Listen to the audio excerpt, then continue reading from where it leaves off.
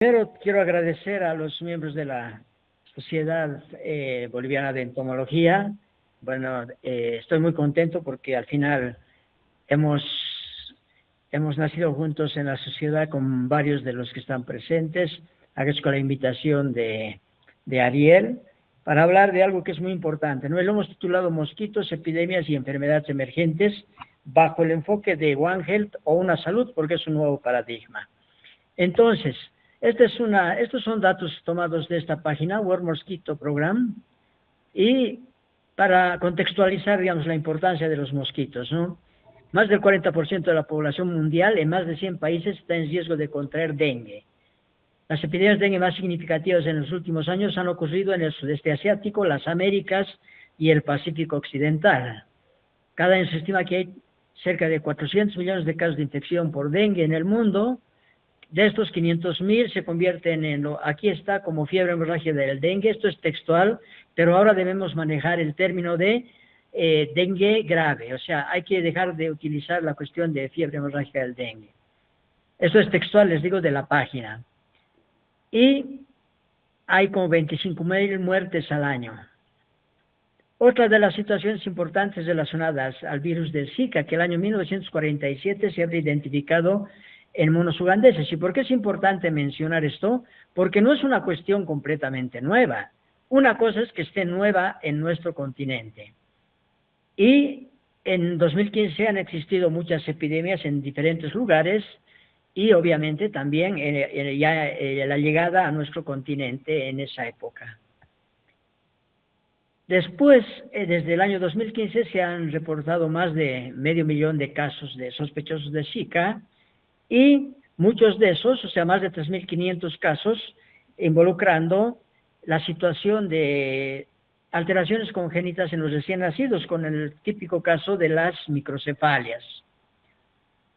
Después ya hablamos de lo que es la fiebre chikungunya, que se detectó un primer brote el año 1952 en Tanzania.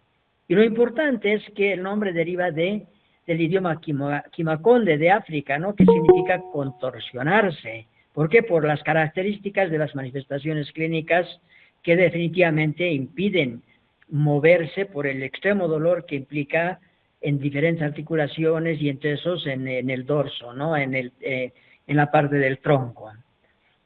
La chikungunya es más frecuente en Asia, pero el año 2015 hubo un gran brote en las Américas, ¿sí? Con cerca de 1.400.000 casos. Principalmente la fiebre chikungunya ingresó por la región del Caribe, ¿sí? La República Dominicana fue uno de los lugares que más fue afectado y ahora pues se ha extendido paulatinamente y estamos en este momento con un problema importante en nuestro país y de hecho el año pasado ha existido un problema muy importante a consecuencia de esta infección. La otra situación está relacionada a la fiebre amarilla, que definitivamente actualmente hay 3 países en América, ¿sí?, que tienen mayor riesgo de brotes, y entre esos están Brasil, México y Colombia, y no nos olvidaremos que en nuestro país algunos casos se reportan cada año. Y la situación es de que la ventaja en el caso de esta enfermedad, a diferencia de las otras, es que hay una vacuna contra la fiebre amarilla y es una vacuna que protege indefinidamente. Entonces, eso es muy importante. Las situaciones que no tenemos vacunas, por lo menos plenamente efectivas para las otras enfermedades. Sí existen vacunas, por ejemplo, para el dengue, sí, pero que todavía su efectividad no nos permite una protección tan importante como lo que implica la protección para la fiebre amarilla con la vacuna. Y bien, entre otras de las cosas, una situación importante es, por ejemplo, la utilización de una bacteria del género Wolbachia, que sería importante para reducir las enfermedades transmitidas por mosquitos, Aedes aegypti, como el dengue, Zika, chikungunya, y además está siendo utilizada para infectar a otros vectores y, por lo tanto, para que estos no puedan ser transmisores de enfermedades. Bien, es importante mencionar que cuando hablamos de mosquitos, yo voy a diferenciar básicamente 2, no voy a poder hablar de todos los Pulicidae, voy a hablar y voy a mencionar algunos otros, voy a hablar básicamente de Aedes aegypti y aquí ustedes ya pueden verlo, pues ahí podemos notar que es un mosquito Aedes por las características. No voy a entrar en aspectos de taxonomía porque ha habido ya una presentación muy importante sobre taxonomía de mosquitos, sí, pero hay que entender que lo importante, en las enfermedades transmitidas por vectores hay que tomar en cuenta, si bien arriba está el vector, es importante pensar que el vector va a desarrollar en determinados lugares. Y definitivamente el medio ambiente es fundamental para que nosotros tengamos en cuenta que los vectores, su presencia depende de las características medioambientales, climatológicas, y con mucha frecuencia de, por ejemplo, la presencia de agua, porque los mosquitos tienen que cumplir su ciclo biológico en el agua antes de ser en sus estadios preimagales. Otra de las situaciones importantes es para que exista transmisión, obviamente tienen que existir los agentes. En este caso, hay un esquema de algún agente viral, sí, pero también pueden ser parásitos, pueden ser bacterias, sí, dependiendo de las enfermedades. Y lo importante, hospedadores susceptibles. Entonces, aquí está la triada ecológica, donde necesariamente están los hospedadores susceptibles, están los patógenos y están los vectores. Y obviamente todo esto está ocurriendo en algún lugar y eso es en el medio ambiente. Y de hecho hay que tomar en cuenta que es muy importante hacer un análisis de la situación de coevolución y coadaptación entre los patógenos y los vectores y además entre los patógenos y los hospedadores. Y obviamente no voy a entrar en esos detalles, sin embargo, por eso es que no todos los vectores pueden ser transmisores de todos los patógenos. Esto implica una suerte de coevolución de muchos años, de cientos de miles de años. La otra situación importante es para que los humanos se infecten, pues primero tienen que ser susceptibles y nuevamente aquí está la situación de la coevolución y coadaptación. Y de hecho, en algunos casos hay que tomar en cuenta, sobre todo en las infecciones virales, puede ocurrir de que una persona que se infecta es susceptible porque no se infectó antes, pero una vez que se infectó, elabora anticuerpos, su organismo contra el agente patógeno y no se vuelve a infectar. Eso ocurre, por ejemplo, en las enfermedades virales. Pero hay que tomar en cuenta que no ocurre, por ejemplo, en la malaria. En la malaria puede volverse a infectar un individuo. Y la otra situación está relacionada con la competencia y la capacidad vectorial, que no son lo mismo, ¿no? Una cosa hay que tener en cuenta de que puede ser que un vector se infecte con determinados patógenos, pero por ejemplo, va bien esa posibilidad de transmisión porque se infecta, pero sucede de que no es un buen transmisor porque definitivamente, digamos, no es antropofílico o antropófilo, entonces no pica al hombre y puede transmitir el patógeno, por ejemplo, entre animales. Entonces, eso es muy importante. La competencia vectorial y la capacidad vectorial están relacionadas con la posibilidad de que ocurra una transmisión. Pueden ser muy buenos vectores, por ejemplo, pero en un ciclo enzótico entre animales. Bien, aquí tenemos la imagen de los más importantes transmisores de enfermedades virales en las zonas tropicales. De frente ahí se puede ver la lira, la imagen de lira en Aedes aegypti, y al otro lado una línea en la parte medial que es Aedes albopictus, que son los más importantes transmisores de enfermedades virales y definitivamente, sobre todo Aedes aegypti, es el vector más importante a nivel mundial. Bien, debemos recordar que el ciclo biológico de los mosquitos Aedes se desarrolla en gran parte en el agua. Entonces los insectos ponen huevos en el agua o directamente, digamos, se mantienen los huevos en las paredes de los recipientes, inclusive en ausencia de agua, y pueden resistir mucho tiempo. Sí, puede resistir un año, digamos. Entonces, cuando se llena de agua el recipiente porque ha llovido, entonces estos huevos, ¿sí?, se humedecen, se rehumedecen y después dejan en libertad a la larva. La larva pasa por 4 estadios y después se transforma en el siguiente estadio, que es la pupa. La larva se alimenta por un aparato masticador, ¿sí?, tiene un sifón respiratorio, y luego se transforma, cuando es del estadio cuarto, pasa al estadio de pupa, y la pupa no se alimenta, y de la pupa emerge el adulto. En la emergencia del adulto justamente es el momento más crítico para el insecto, porque pueden haber depredadores o puede haber una mortalidad natural. Y luego el insecto sale volando y la hembra es inmediatamente fecundada en el vuelo inclusive. Bien, entonces más o menos el ciclo biológico dura unos pocos días, un poco más de una semana o alrededor de una semana. Entonces, y vemos que el insecto hembra pone huevos, hemos dicho que es fecundada la hembra rápidamente, muy recién nacida, casi, ¿sí? Entonces, ya a los 3 días de ser fecundada pone huevos. Estos huevos pueden permanecer viables hasta un año, como les decía, inclusive sin presencia de agua. Una vez que hay agua, emergen las larvas. Las larvas pasan por 4 estadios, como podemos ver aquí abajo, y en el lapso de 5 a 7 días se transforma en pupa. Entonces, más o menos, ha transcurrido un poco más de una semana, digamos, como promedio unos 9 días, que tiende a variar un poco en función de las condiciones bioclimáticas, y entonces, en ese tiempo ya tenemos nuevos adultos volando. Una de las cosas importantes es cuando hablamos de los virus que son transmitidos por Aedes aegypti, la transmisión de la infección puede ser transovárica, es decir, una hembra ya puede poner huevos infectados por los virus. Y otra de las cosas también hay, obviamente, a partir de eso también una transmisión transestadial, ¿no?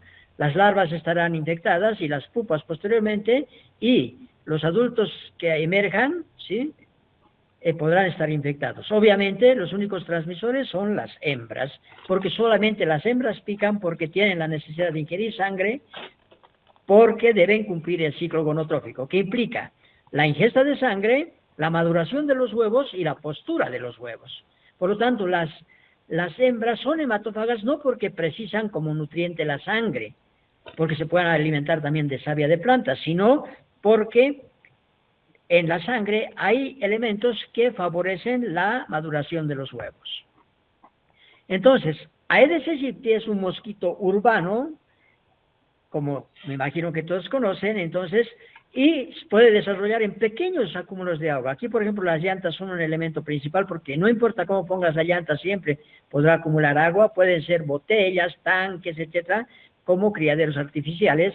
Sin embargo, pueden haber otros criaderos, ¿sí? Por ejemplo, digamos aquí en algunos huecos de aguas que se pueda acumular agua, etcétera, que pueda estar en el patio. Entonces, es importante que unos pocos ml de agua son suficientes para que el insecto cumpla su ciclo biológico. Entonces, y el insecto vive con nosotros. Por ejemplo, en los cementerios, en los floreros, en una casa, en un vasito que se haya dejado, por ejemplo, con una flor. Entonces, es importante tener en cuenta esos detalles. Ahora, es importante tomar en cuenta que los factores ambientales son fundamentales para la presencia de Aedes aegypti. Entonces, sí, está prácticamente distribuido entre los 35 grados de latitud norte y 35 de latitud sur. Aquí está una altitud promedio de 2.200 metros, pero ojo, el insecto se puede adaptar a zonas mucho más altas, inclusive en nuestro país, ya vamos a ver esto más adelante. La temperatura entre 15 a 40 grados, vemos que tolera rangos de temperatura muy amplios, entre una humedad relativa alta y moderada. A consecuencia del cambio climático, sabemos que hay un incremento de las temperaturas, ¿sí? Y esto puede contribuir a que haya alteraciones de los ecosistemas, alteración de la distribución geográfica de patógenos y vectores, porque cambia la dinámica de tiempos de épocas secas y mucha lluvia, han aumentado las lluvias, aumentan las sequías, etcétera. No voy a hablar de qué cambios climáticos, porque voy a hablar un poquito de las consecuencias de las modificaciones. Esto puede determinar cambios en la transmisión biológica, cambios ecológicos, cambios socioeconómicos. Sí, por ejemplo, aquí tenemos, esto es una imagen del Brasil, entonces un crecimiento poblacional en una de las favelas, entonces podemos ver que hay tanques por todas partes. Si estos tanques no están tapados, pues son excelentes criaderos para Aedes aegypti. Pero también basura que pueda ser acumulada, las canaletas, etcétera. En estas condiciones es muy fácil que el insecto desarrolle el mal manejo o inadecuado manejo de ciertos desechos, como la basura. Imagínense, bolsitas de plástico que uno tira, basta que estén un poquito arrugadas así a consecuencia de las mismas gotas de la lluvia, y entonces acumulan un poco de agua, son suficientes para que el insecto pueda cumplir su ciclo biológico. Vean, estas son situaciones, estas imágenes son del Brasil, entonces en todos esos lugares que ustedes ven puede desarrollar el insecto. Ahora, hay una situación muy particular. Se menciona que Aedes aegypti prefiere las aguas claras, y eso es cierto, pero ya desde hace tiempo atrás, y básicamente en la primera, alrededor del año 2009 y antes, ya se empezaron a detectar, por ejemplo, en nuestro país, en Santa Cruz, Aedes aegypti en aguas inclusive relativamente turbias. Entonces, esa situación que es un insecto así... que prefiere solamente lugares muy limpios, eso no es cierto. Ahora, no voy a hablar de la enfermedad aquí solamente para mencionar que cuando hablamos de Aedes aegypti, debemos hablar de las enfermedades que puede transmitir, y principalmente están agrupadas en tres: del dengue, chikungunya y zika. ¿Por qué? Porque tienen periodos de incubación más o menos similares, características similares, etcétera. Por lo tanto, cuando estamos en una zona, lo importante no es la presencia de las enfermedades, sino la presencia del vector. A tal punto que, donde haya Aedes aegypti, aunque no haya todavía casos de ninguna de estas enfermedades, es seguro que más adelante se presentarán casos. Entonces, tomen en cuenta que antes que detectar los casos, habrá que detectar la presencia de Aedes aegypti. Y por eso es que se agrupan estas infecciones, y una vez que se tiene una sospecha de algunos casos, pues hay que intentar hacer la confirmación en el laboratorio. De la misma forma, para estos tres virus. En el caso de la fiebre amarilla, las manifestaciones clínicas son un tanto diferentes, y no voy a entrar en el detalle porque la ventaja es que les decía, a pesar de que Aedes aegypti es un buen vector,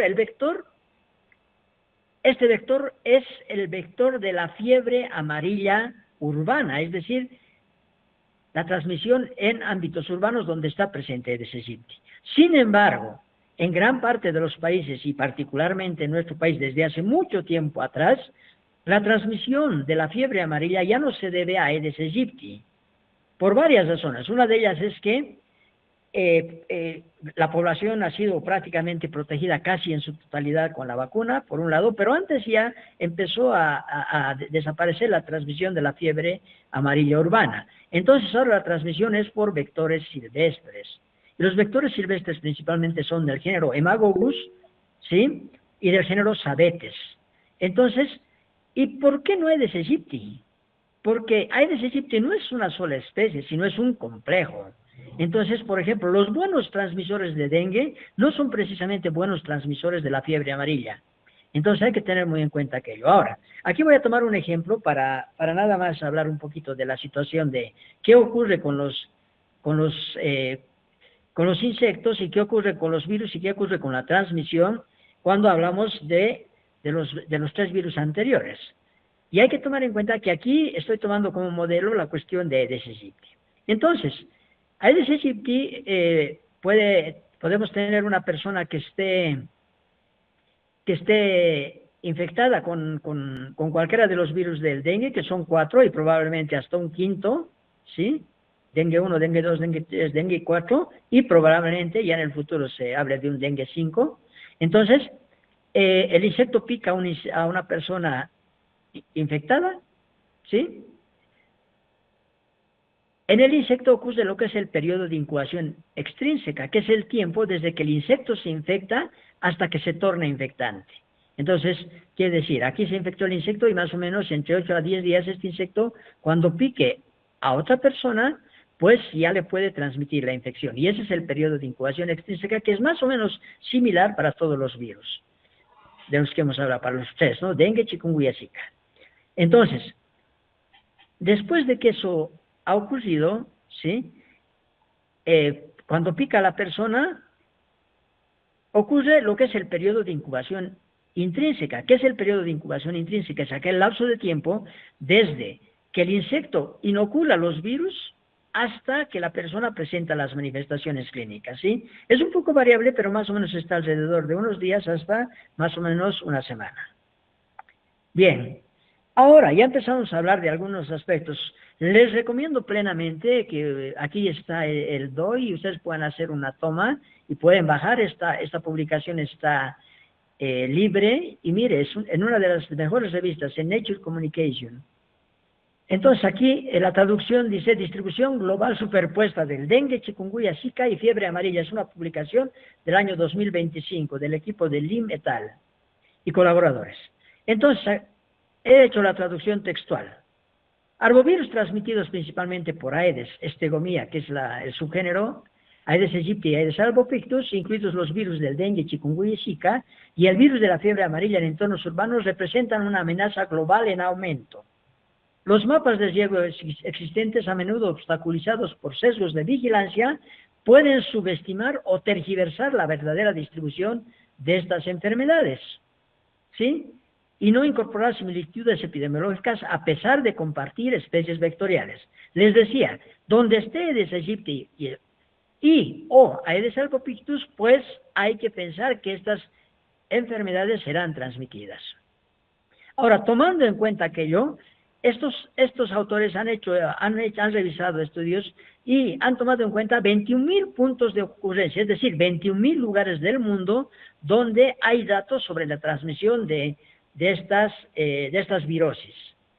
¿Sí? Y entonces, miren, la estimación, se estiman, ¿sí?, 5.660 billones de personas que viven en zonas adecuadas para la transmisión del dengue, chikungunya y zika. Y 1.540 billones de personas viven en zonas donde puede haber transmisión de fiebre amarilla.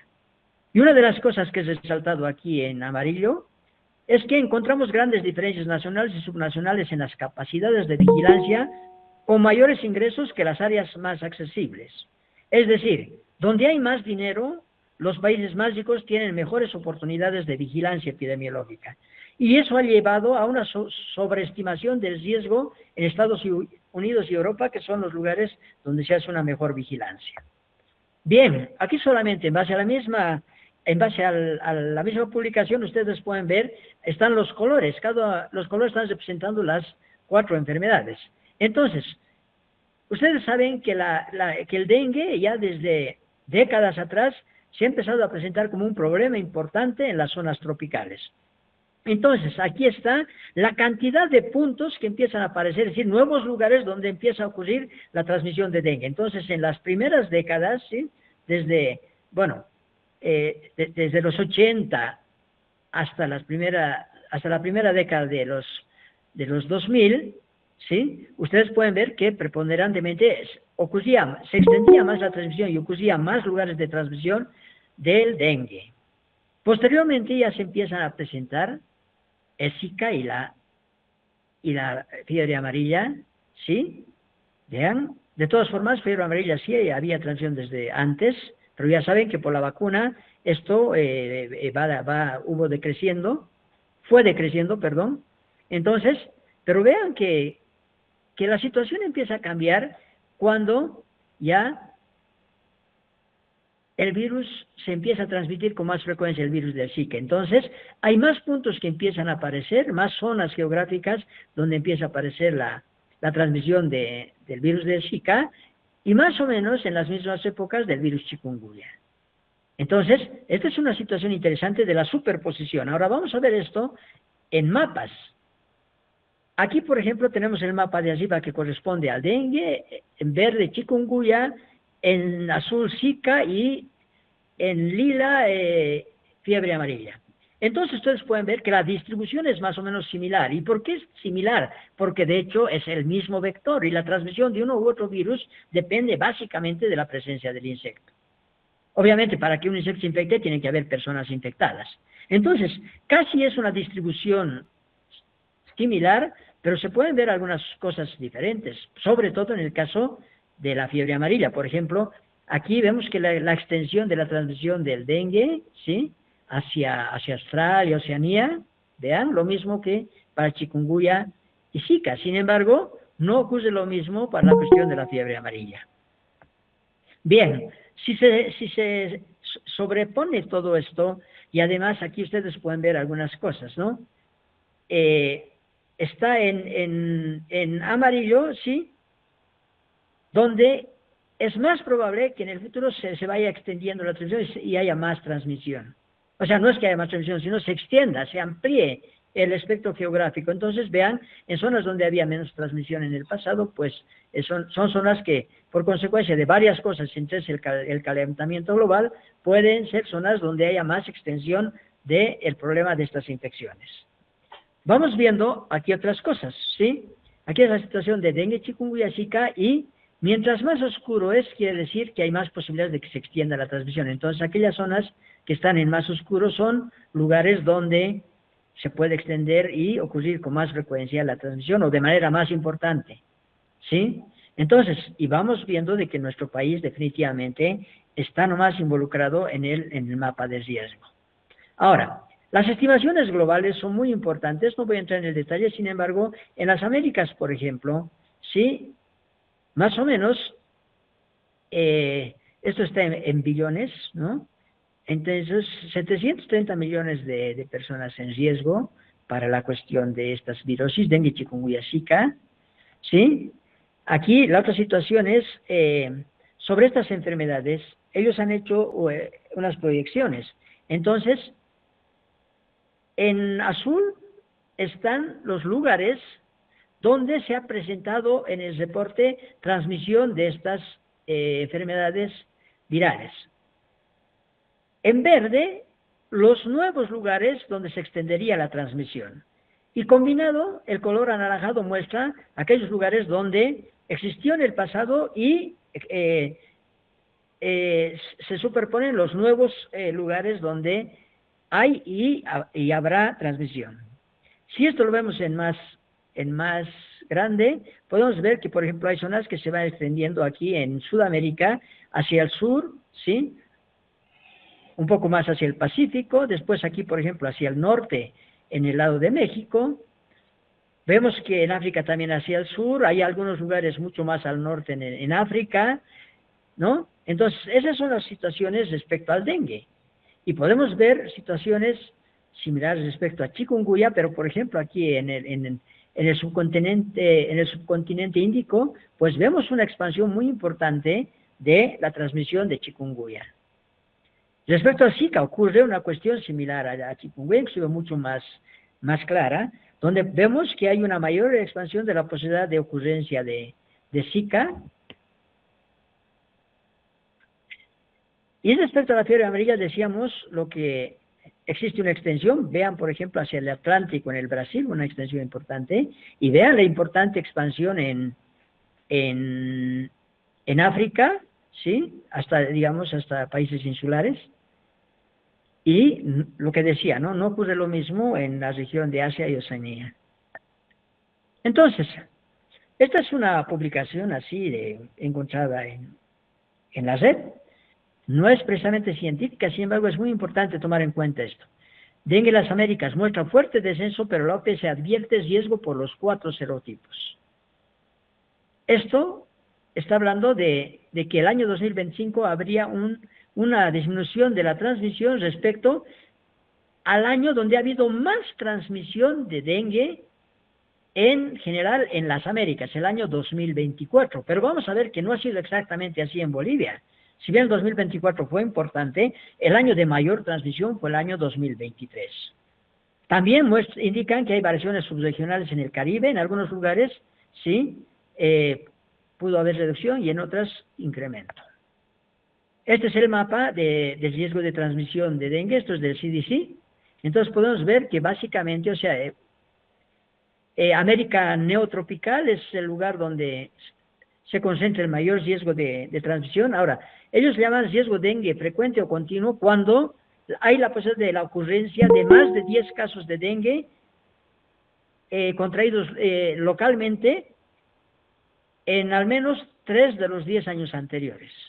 Entonces, digamos, una transmisión sostenida en el tiempo. Y después, riesgo de dengue esporádico son las zonas más claras donde, ¿sí?, habría evidencia de al menos un caso de dengue contraído localmente en los últimos 10 años. Es decir, transmisión esporádica. Vemos la otra situación. Este es otro mapa también de la OPC, de la OMS, perdón, sí, respecto a la transmisión. Vean, los colores están indicando algunas cosas, pero tomen en cuenta este color azul, que prácticamente está cubriendo casi toda América, y obviamente aquí, digamos, está Alaska, ahí no hay transmisión, pero como es parte de Estados Unidos, ha tomado el color que le han dado al país, ¿no? Entonces, ¿pero qué significa este color azul? Significa transmisión de los 3 virus, vale decir, de los virus del dengue, que son 4 variedades, ¿verdad? 4 serotipos, el chikungunya y el Zika. Entonces, para el año 2024, imagínense, el problema es mucho más importante en América, ya no solamente en América tropical, sino también en Norteamérica. Las excepciones, porque hay transmisión de 2 o 3 virus, por ejemplo, en Chile y Uruguay. Entonces, vean, la gran parte de Asia, Asia del Norte, ¿sí? Y también Europa del Norte, pues está libre de transmisión. Ahora, ¿qué ocurre con la situación de los serotipos circulando? Entonces, solamente he tomado en cuenta los serotipos de América. Entonces, esto es en el año 2024 son los serotipos en toda América. Entonces, vemos que los 4 serotipos han estado circulando. En algunos países los 4, por ejemplo, como Guatemala, como Costa Rica, como Colombia, ¿sí? ¿Qué ha pasado el año 2024 en Bolivia? Han estado circulando el serotipo 1, el dengue 1, dengue 2 y el dengue 4. ¿Qué ha pasado? ¿Qué pasó el año 2025? Aquí ya solamente estamos tomando en cuenta los países del sur, ¿sí? Entonces tenemos que hay países como Brasil donde han circulado los 4 serotipos, los 4 tipos de dengue, ¿sí? Voy a hablar de tipos nomás ahora para no cometer errores, ¿sí? Colombia, por ejemplo, ha tenido los 4, Costa Rica, pero vemos que Bolivia ha tenido dengue 1 y dengue 2, ¿sí? Si tomamos en cuenta, podemos ver que la circulación de dengue 1, dengue 2 y dengue 3 es más o menos frecuente, y el dengue 4 es menos frecuente. Sin embargo, en algunos casos puede haber un predominio de dengue 4 en algún país. Entonces, es importante, y aquí está la situación de una salud. O sea, no solamente hay que pensar en los pacientes, hay que pensar en los virus que están provocando el problema. Hay que pensar en los vectores. Aquí estamos hablando solamente de Aedes aegypti, pero vamos a ver que Aedes albopictus es un vector muy importante. Hay que pensar en el ambiente, ¿sí? Y ojo, otra de las cosas que hay que tomar en cuenta, si bien antes se hablaba de antroponosis nada más, por ejemplo, cuando se hablaba del dengue, ahora se sabe que el dengue puede infectar animales silvestres, entonces está ya involucrada como una enfermedad zoonótica. Y lo mismo, la fiebre amarilla es una enfermedad zoonótica. El Zika, chikungunya, pues provienen justamente de animales, entonces son enfermedades zoonóticas. Entonces, hay que hacer un contexto de análisis global. ¿Y qué ha pasado? Los últimos datos de entre el 2024 y 2025, esto es muy importante para tener en cuenta, toma en cuenta los casos de dengue de la subregión andina nada más, ¿sí? Y vemos, por ejemplo, que el 2024 ha sido un pico muy importante de transmisión, ¿sí? En la región, ha sido el pico más importante. Si se compara los casos del 2024, vean aquí este pico con los casos del 2025, en el 2025 ha habido menos transmisión. Y el promedio de 5 años, esta línea anaranjada nos sirve es el promedio de los últimos 5 años. Esto nos habla de la curva epidémica, entonces podemos decir de que lo que está por debajo está hablando de una zona de seguridad y lo que está por encima de una epidemia. Podemos decir, por lo tanto, que el año 2024 prácticamente durante todo el tiempo hubo epidemia. Y, de hecho, el dengue es una enfermedad epidémica. Ahora, esos datos anteriores han sido tomados en cuenta a partir de los reportes oficiales de los países, pero ustedes ya pueden notar aquí, por ejemplo, que Bolivia no figura. Y si vemos el mapa al lado, dice, para el año, sí, que se ha hecho el reporte, que es el año 2025, Bolivia dice sin datos reportados, una deficiencia de nuestros sistemas de salud. Ahora, les decía, la situación del año 2025-2026, ¿sí? Vemos que Esto es lo que ocurre en las Américas. Entonces, vemos que ha habido una situación muy importante en el año 2025, que en las últimas semanas, es decir, en el segundo semestre, ya fue decreciendo y se incrementa en las primeras semanas del año 2026. ¿Sí? Entonces vemos esto, vean, un incremento, un decremento, y más o menos se mantienen, se ha incrementado un poco el año 2026, pero no mucho. Pero ojo, ¿qué ha ocurrido en Bolivia? En Bolivia ha habido un incremento muy importante. Hay algunas situaciones que pasan que no están representando exactamente lo que se ve en un mapa regional. Entonces, hay que hacer el análisis a nivel nacional. Aquí vemos el mapa de las regiones donde hay mayor ocurrencia de casos, y vemos que generalmente, sí, los lugares donde el color es más oscuro, un color más hacia rojo, corresponden a los sitios donde hay mayor transmisión, y definitivamente todo lo que corresponde a América neotropical, pues son zonas donde hay alta transmisión, más que otras regiones del planeta. Y aquí no tenemos datos de Venezuela, porque ustedes saben, por los conflictos sociopolíticos, pues no siempre se tiene la información. Esta es la situación del dengue en Bolivia en la última década. Entonces, vemos que el año, les decía, en el mundo y en la región, la mayor transmisión ha sido el año 2024, pero ojo, en Bolivia ha sido un año antes, el año 2023, el pico de transmisión. El otro pico de transmisión ha sido el año 2020. Y el otro pico de transmisión, después de este, con cerca de 80.000 casos, con alrededor de 80.000 casos, ha sido el año 2009. El año 2009 me ha tocado justamente manejar el control de la epidemia más importante que hemos tenido del dengue. Entonces, tomen en cuenta esta imagen porque vamos a ver luego los datos. Entonces, del año 2015 al año 2025, aquí viene el 2015 a 2025, entonces aquí podemos ver los datos, aquí esto se corrige, pero veamos, ¿sí? ¿Qué año ha sido el que ha tenido mayor cantidad de casos? El mayor registro de casos de dengue en nuestra historia ha sido el año 2023, ¿sí? Con cerca de 160.000 casos. Nunca habíamos tenido aquello, y el año 2020 después con más de 110.000 casos. Entonces son registros muy importantes, y si ustedes toman en cuenta la cantidad de casos respecto a la población, quiere decir que gran parte de los habitantes, no la mayoría obviamente, pero una proporción importante, que está por encima del 10%, sí, se ha infectado. Ahora, hay que tener en cuenta que aquí están los casos, y aquí están los casos confirmados. Pero ¿por qué son tan pocos los casos confirmados? Porque definitivamente, una vez que se confirma la circulación del virus y se confirma cuáles virus están circulando, el 1, el 2 o el 3 y el 4, pues los siguientes casos ya no hay que confirmar por laboratorio. Se hacen por manifestaciones clínicas y por nexo epidemiológico. Entonces, otra de las estrategias del manejo. De esos, sí, cerca de 130.000 han tenido signos de alarma el año 2023. No han tenido signos de alarma. Cerca de 27.000 han tenido signos de alarma, y más de 700 han tenido dengue grave. Ahí están las manifestaciones hemorrágicas y, sobre todo, la extravasación de líquidos a nivel del organismo que provoca justamente los problemas de complicaciones, y 88 muertes. Entonces vemos ahí, es el panorama de la situación del dengue. Ahora, si queremos hacer un análisis por departamentos, definitivamente todos los años es más la cantidad de casos en Santa Cruz, pero ojo, no en la ciudad. A pesar de que la mayor cantidad de casos puede proceder de la ciudad, es una ciudad muy habitada, pero si hacemos los cálculos por incidencia, resulta que no es precisamente la ciudad, sino más bien otras ciudades, por ejemplo, Camiri, etcétera. No voy a entrar en este detalle, pero aquí ya podemos ver los casos, y para el año 2023, ¿sí? Hemos dicho como cerca de 160.000 casos en Bolivia. Vean, más de 100.000 casos de Santa Cruz.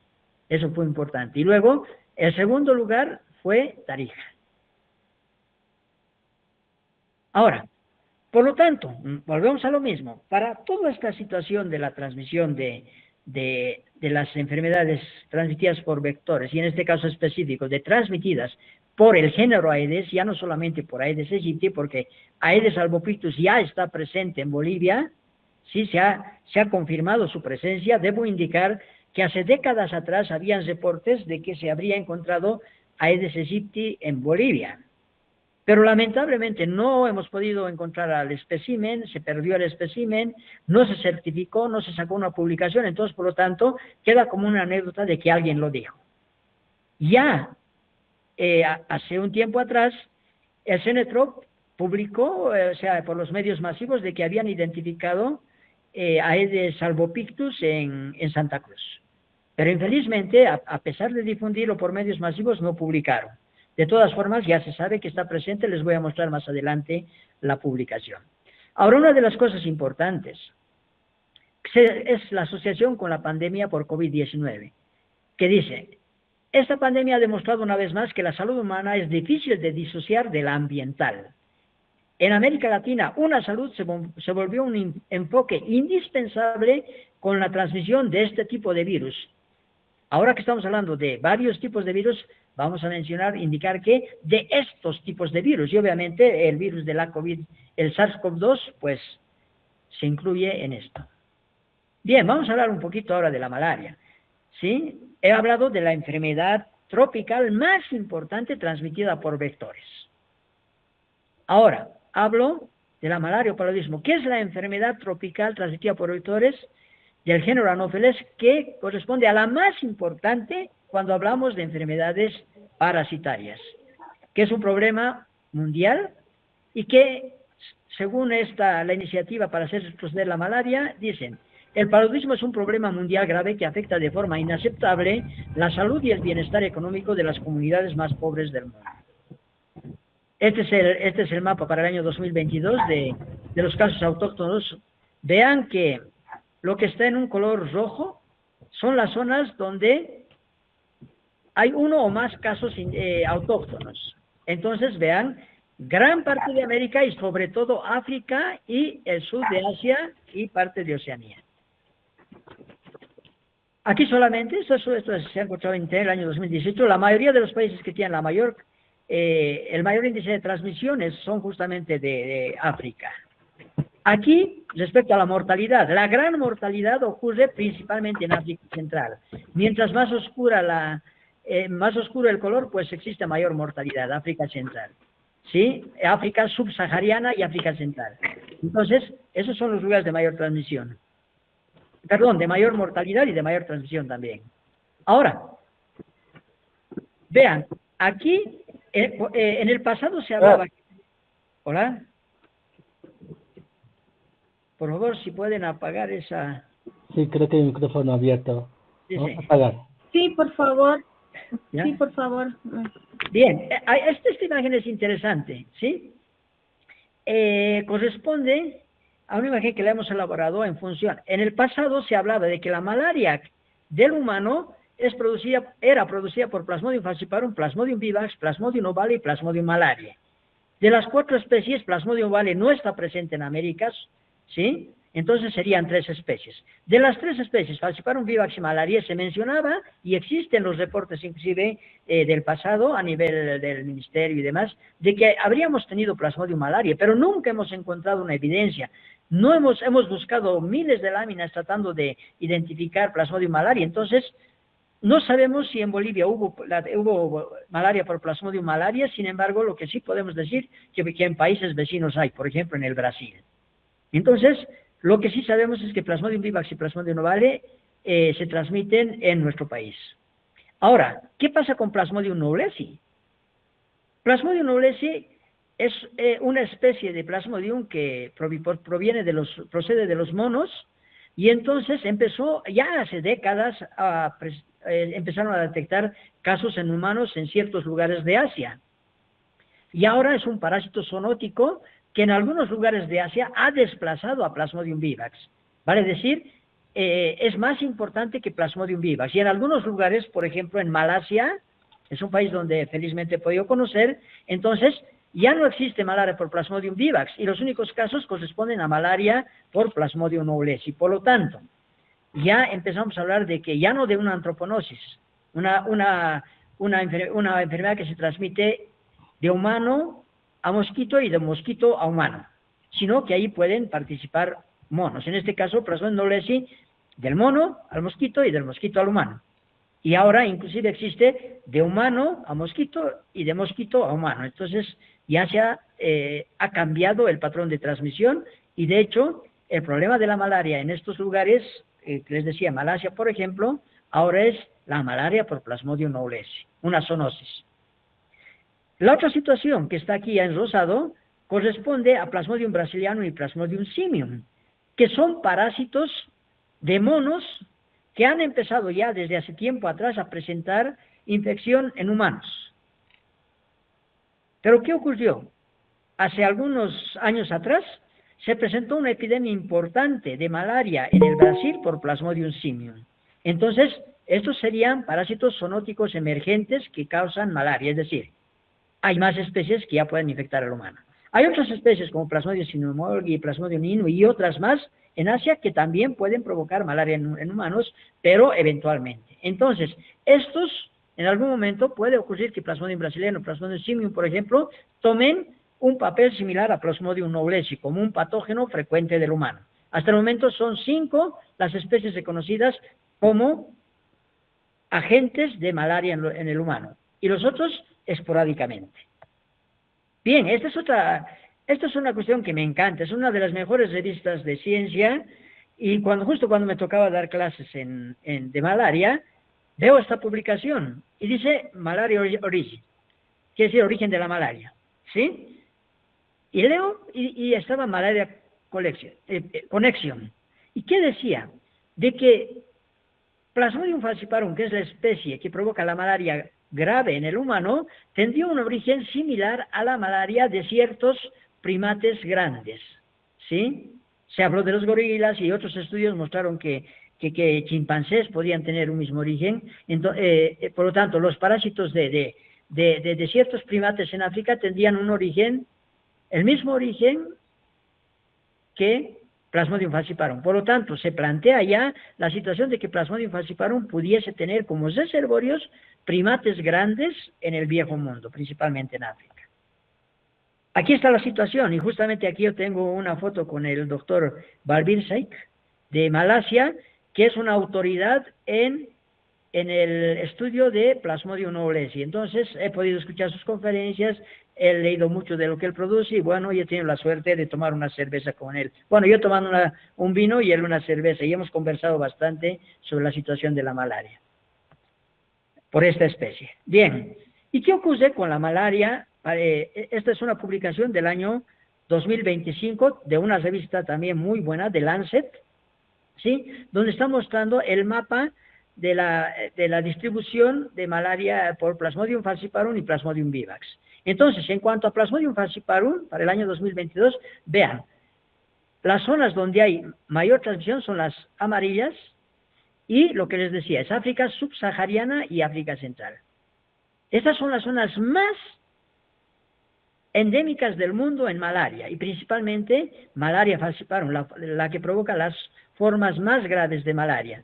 Hemos tenido la suerte de conocer la República Democrática de Congo aquí, ¿no? He ido justamente a ver la situación de la malaria en los cascos azules, y ahí se ha quedado el doctor Ali, que es parte de nuestro equipo, a trabajar durante más de un año. Entonces vemos que la malaria falciparum es predominantemente de la parte africana subsahariana, que es lo que está por debajo del Sahara.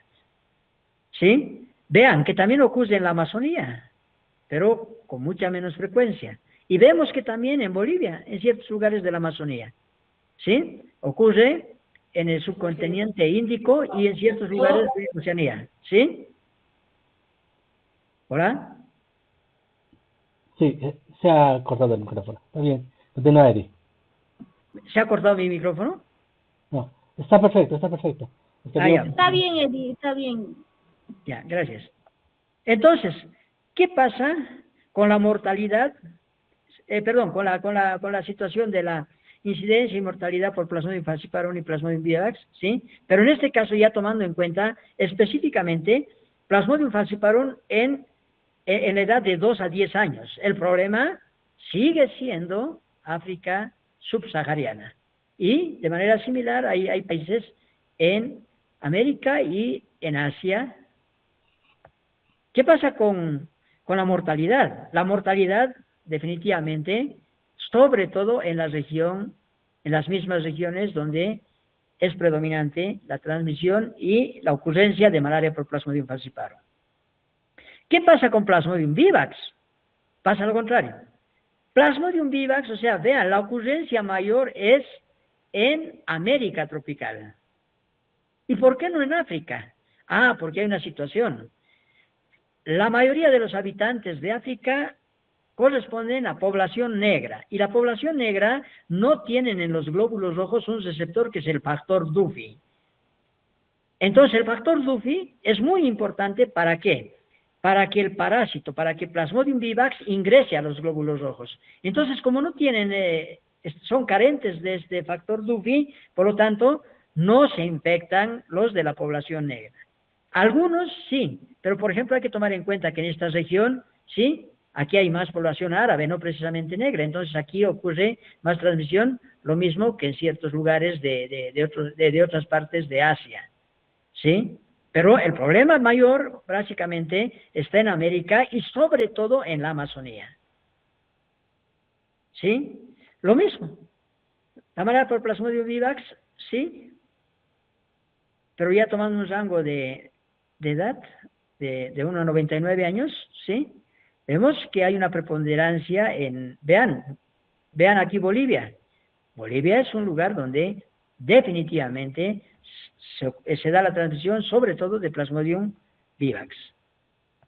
Bien, si vemos, esto ya es un análisis sobre la ocurrencia de la malaria en época de COVID y en época no COVID. Entonces hay cosas muy interesantes. Por ejemplo, ¿sí? Las cosas muy interesantes, en la ocurrencia de casos, ¿sí? Aquí son millones de nuevos casos por año, ¿sí? El año 2020, casos de malaria, 230 millones, y el año, esto es en época de COVID y en época de no COVID, entonces habría menos. Pero no hay mucha diferencia, vea, hay una diferencia de 1%, aquí ni siquiera alcanza 1. Entonces, más o menos que aquí no pasa nada, por eso es que la situación he puesto es resaltado con verde. Pero ¿qué pasa en cuanto a la mortalidad? Ahí sí podemos notar, ¿sí? De que en época de COVID, pues ha existido mayor mortalidad, ¿sí? Vemos cerca del 10% mayor, y progresivamente ha ido disminuyendo para el año 2020, y el año 2022 ha ido progresivamente disminuyendo, porque ya sabemos que en esta época pues ya se ha ido controlando la situación de la COVID. ¿Qué pasa en Bolivia?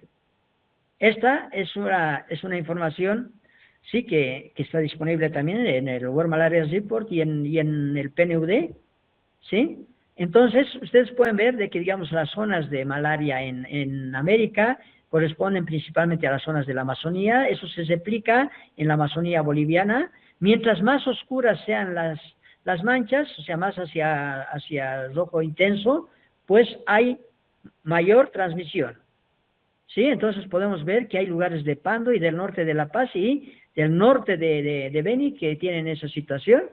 De esos lugares, podemos decir que el 57% de los casos para el año 2023 pues proceden de Riberalta y Guayaramerín, que son los dos únicos municipios de la provincia de Vaca 10. ¿Sí? De fuera de la Amazonía, solamente el 0.5% de los casos, es decir, la mayoría de los casos está aquí. Y hay que tomar en cuenta una cuestión muy importante. Ixiamas, La Paz y el resto del Beni representan el 10% de los casos, pero ya vamos a ver algunos datos más adelante.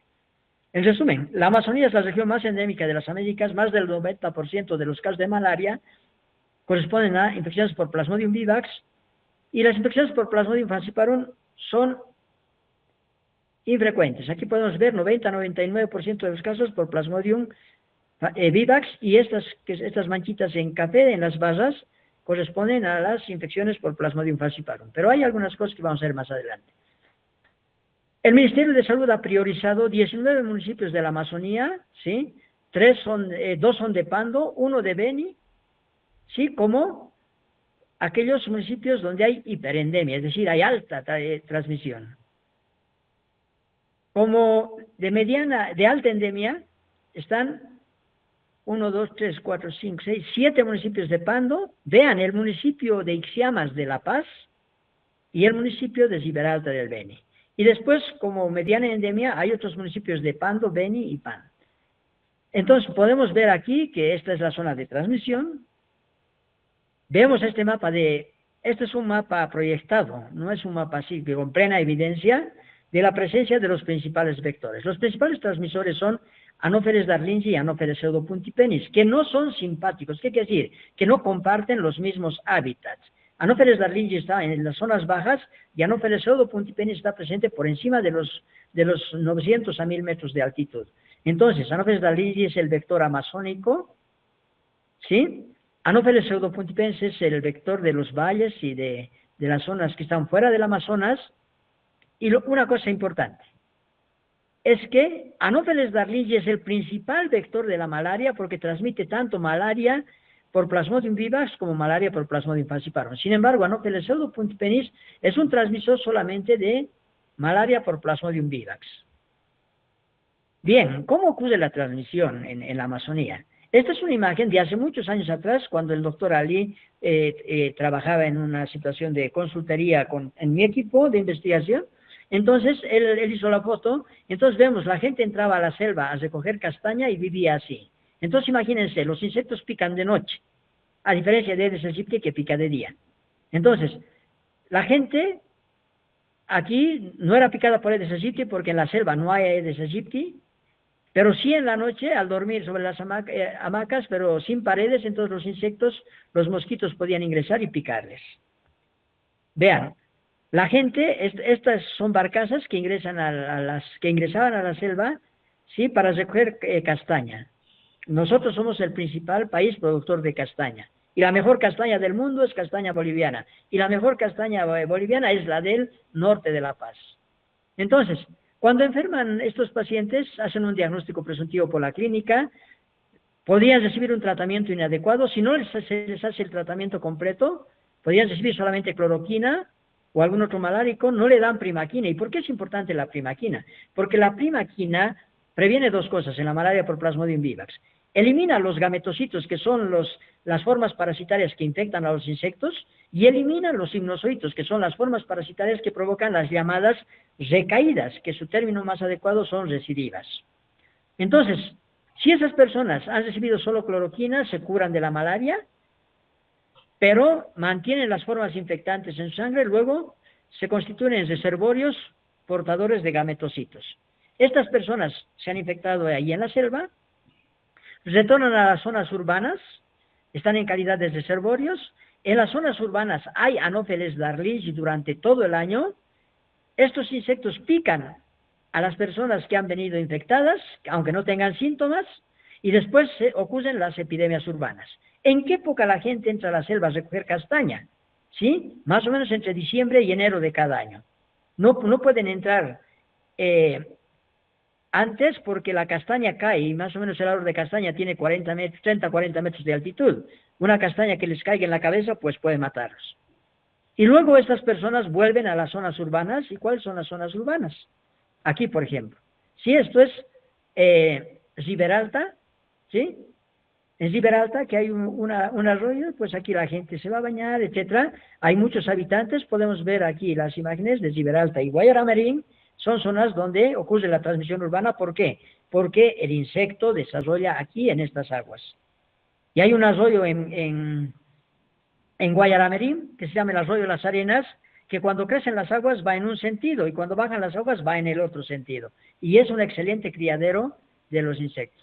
Entonces aquí la situación de la malaria en los años del 2010 al 2021, pues podemos ver que en el 2010 habían cerca de 14.000 casos y eso ha ido disminuyendo progresivamente. Y vean, una situación muy importante es que ha ido disminuyendo y que vamos a ver en una imagen más anterior. ¿Por qué?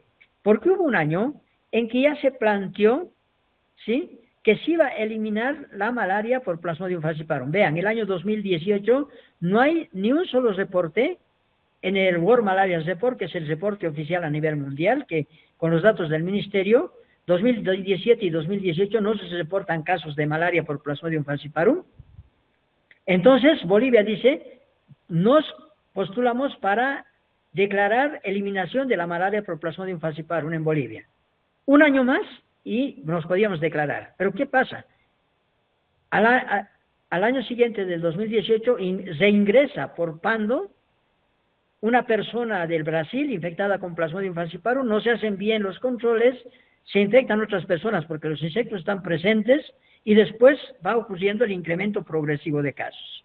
Entonces, nosotros, a partir de eso, en el Congreso Mundial de Malaria el año 2024 presentamos esto, una publicación que dice, Plasmodium falciparum en Bolivia, de la inminente eliminación a la reintroducción y rápida dispersión. Entonces, vean, 0 casos, 2017-2018, y posteriormente se va extendiendo progresivamente, ingresa por Pando y después se extiende por Pando, llega a Beni, llega al norte de La Paz y llega a otros lugares del Beni. Imagínense lo complicado de aquello. Entonces, la distribución de Plasmodium ya hemos hablado de la situación de qué ocurre en la Amazonía. Aquí vamos a ver algunas cosas, nos vamos a Bolivia. Vean, el año 2015 en Bolivia había muy pocos casos de malaria por Plasmodium falciparum, lo que está en verde. Pero el año 2024 se multiplica por 10 la cantidad de casos de malaria por Plasmodium falciparum. Es decir, de casi eliminar, ahora hemos incrementado de manera importante la presencia de Plasmodium falciparum. Esto lo podemos ver mejor en esta gráfica. ¿Sí? Entre el año 2000 y 2024 podemos ver de que, por ejemplo, la malaria de cerca de 28.000 casos, ¿sí?, ha ido disminuyendo a situaciones tan bajas como algo más de 4.500 casos el año 2017. Pero después ocurre un incremento de casos. Esto es la malaria en general, ¿sí?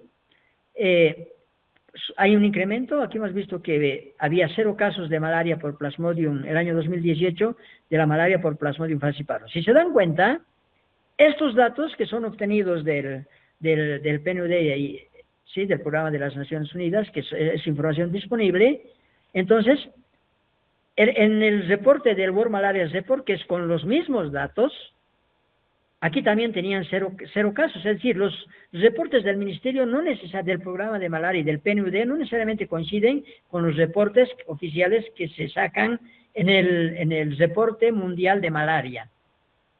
Entonces, pero vean, de casi eliminar la malaria, de pensar que habíamos eliminado, se van incrementando y miren, para el año 2024, de 0 casos el 2018 tenemos más de 1.400 casos. Y también hemos visto que se ha ido incrementando. De cerca de 4.500 casos, el 2017 tenemos más de 13.000 casos de la malaria por Plasmodium vivax.